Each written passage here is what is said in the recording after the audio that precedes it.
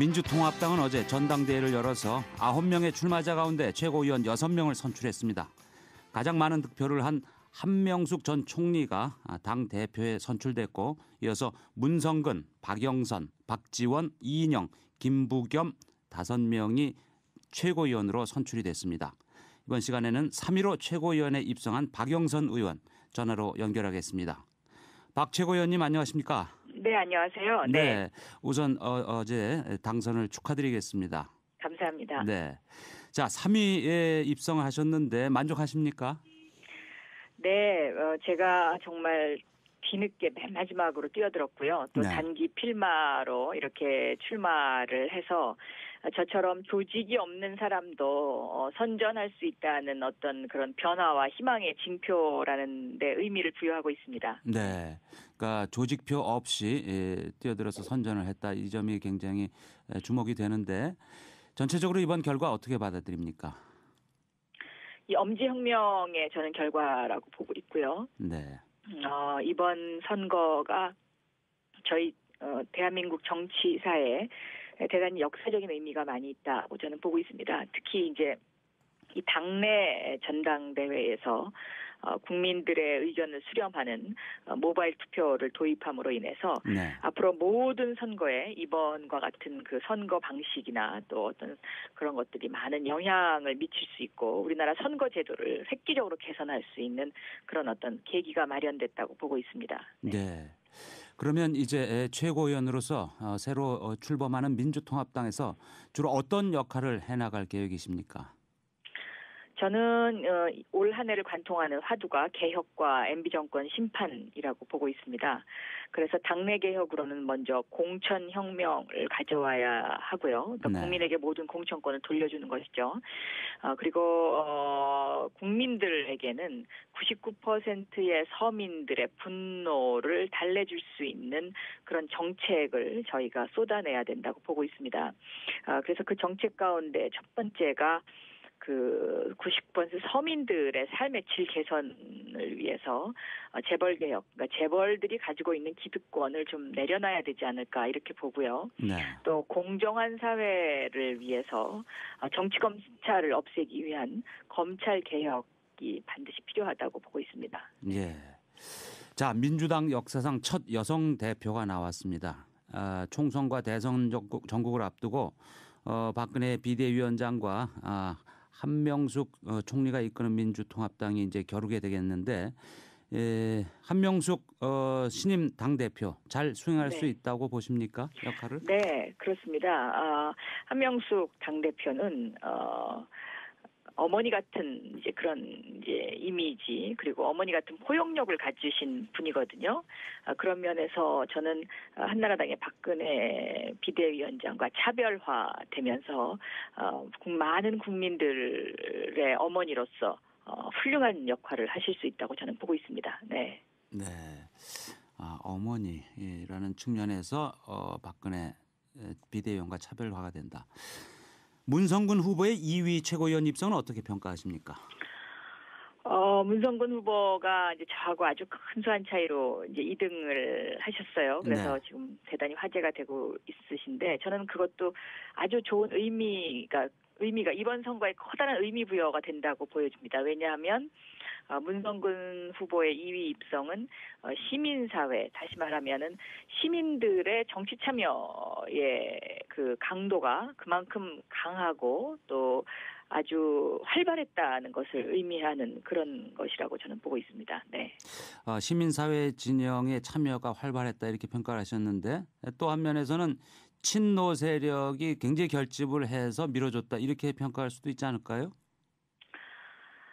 저는 반드시 그렇게는 보지는 않습니다. 물론 네. 이제 그 노무현 대통령의 억울한 죽음 이것이 남긴 국민들의 분노와 상처가 아직도 마음속에 있고요. 또 그 국민들의 분노와 상처는 상당 기간 지속될 것이고 MB 정권의 영원한 풀지 못할 그런 과오라고 저는 보여집니다. 네. 그래서 그것은 어떻게 보면 당연한 귀결이다라고 보여지는 것이지 그것이 어떤 무슨 친노 세력으로 상징되는 그런 건 아니고요. 저는 국민적인 마음속의 울분과 분노의 응집이라고 저는 보고 있습니다. 네. 네.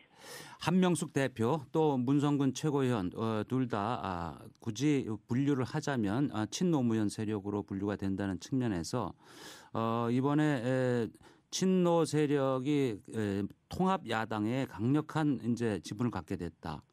또 이 새로운 민주통합당의 색깔은 훨씬 더 진보적인 색채가 강화됐다. 일부 언론에서는 초강성 야당이 예상된다. 뭐 이렇게들 나오고 있습니다. 이런 평가들은 어떻게 보십니까? 저는 진보적인 색채가 강화됐다는 데는 동의하고요. 네. 그리고 이 진보 색채의 강화는 대한민국의 선진화를 위해서 저는 굉장히 바람직한 방향이다라고 보고 있습니다. 왜냐하면 우리나라가 선진국으로 완전히 진입하기 위해서는 지금 경제적인 어떤 여보세요? 네. 이런 것들은 세계 10위권을 기록하고 있지만 다른 정치적인 제도라든가 이런 부분에 있어서는 아직까지 좀 모자라는 부분이 많이 있기 때문에 또 약자와 중산층과 서민들을 위한 그러니까 99%의 서민과 중산층을 위한 제도적인 개혁 부분에 있어서는 진보적인 면에 있어서 좀 더 많은 것들을 더 흡수해야 된다고 저는 그렇게 보고 있어서 네. 그 부분은 제가 동의를 할 수 있습니다. 네. 그러나 뭐 초강경 야당이다 뭐 이렇게 표현을 할 수 있겠지만요. 그만큼 우리가 해야 될 일이 많다는 뜻이겠죠. 네. 왜냐하면 MB 정권 지난 4년 동안 그 민주주의가 너무 후퇴했고 또 국민의 자유를 너무 많이 구속했고 또 삶의 질과 관련을 해서는 국민들이 지금 못 살겠다고 아우성이고 또 너무나 불공정한 게임이 많이 있었기 때문에 그런 부분에 있어서 국민들이 그것을 다시 되돌려달라는 어떤 그런 요구에 저희가 부응해야 한다고 저는 보고 있습니다. 네. 네. 자, 한나라당 전당대 돈봉투 사건뿐 아니라 지금 민주당도 비슷한 돈봉투 의혹이 일어서 검찰이 수사에 착수를 했습니다. 자, 새로운 지도부가 꾸려지자마자 부담이 되지 않을까 싶은데 어떻게 보십니까? 저는 이 돈봉투 사건은요, 2004년도에 노무현 대통령의 정치 선거법 개정으로 인해서 정치에 있어서의 돈 선거가 완전히 없어진 그런 어떤 정치 혁명을 이뤘던 해가 2004년이라면 네. 이번에 돈봉투 사건은 단 당내의 경선, 그러니까 전당대회를 통해서 그동안에 내려왔던 조직 선거를 완전히 없애버리는 그런 어떤 하나의 혁신적인 계기가 됐으면 하는 그런 개인적인 바람을 가지고 있습니다. 네. 네. 그럼 이번에도 어떤 경우라도 성역 없이 수사를 해서 말끔히 정리가 됐으면 좋겠다 이런 뜻이신가요? 만약에 그것이 어떤 증거가 있고 네. 그다음에 실체가 있는 것이라면 그렇게 해야 되겠죠. 네.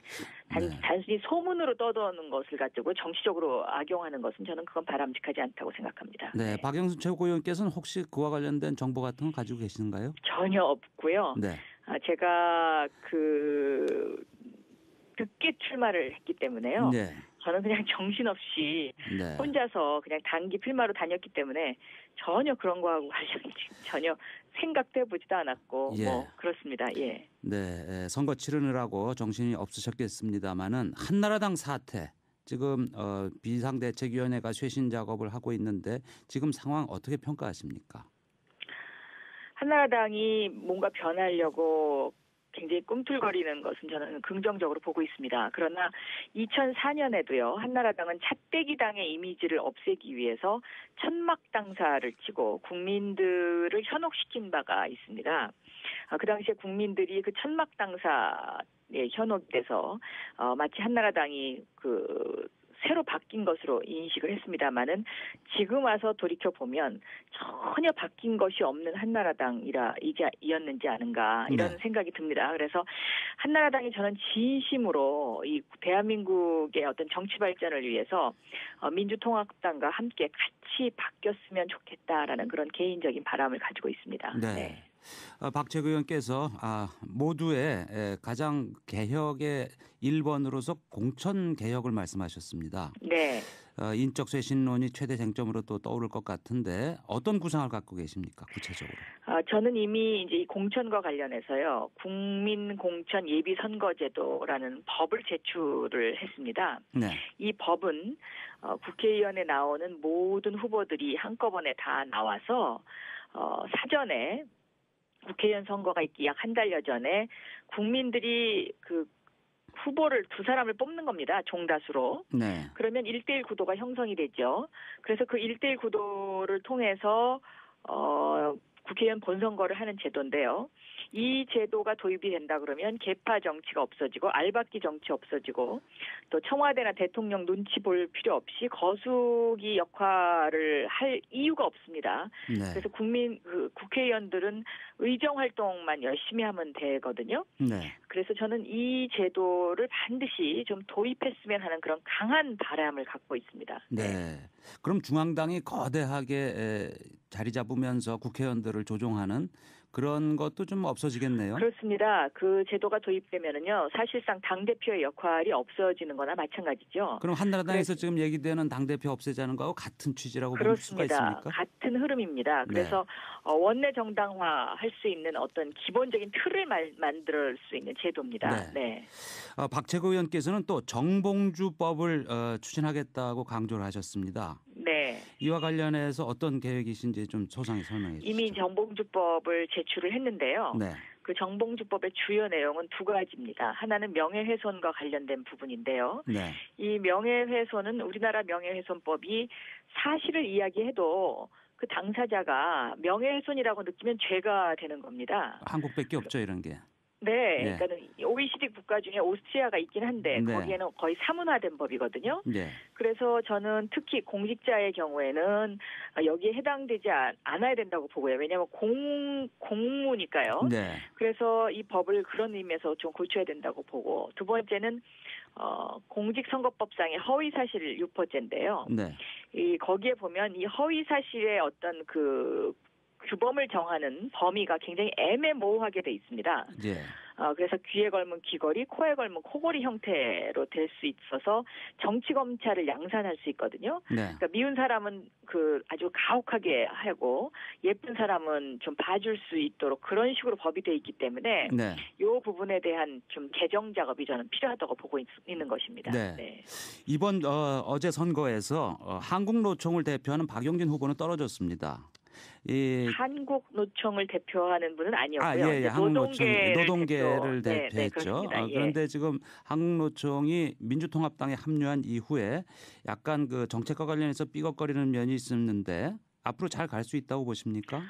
예, 저는 충분히 이제 잘 갈 수 있다고 보고요. 예. 한국노총의 민주통합당과의 결합은 굉장히 의미가 큽니다. 왜냐하면 지금까지 노동은 그 제도권 바깥에서의 투쟁을 하는 것으로 국민들이 인식하고 있었는데요. 네. 이제 한국노총이 그 민주통합당과 결합을 함으로써 노동이라는 것이 정치의 제도권화됐고요. 네. 단순한 임금 투쟁뿐만 아니라 정책의 힘으로 이것을 밀고 나갈 수 있는 정책 투쟁도 가능하다라는 것을 보여주는 그런 대표적인 아주 우리나라 정치사에 커다란 변화를 가져오는 저는 그런 상징적인 것이라고 보고 있습니다. 알겠습니다. 네, 시간 관계에서 여기까지 말씀드려야 되겠습니다. 박재구 의원님 당선 다시 한번 축하드립니다. 네, 감사합니다. 지금까지 민주통합당 새 지도부 최고위원으로 선출된 박영선 의원이었습니다.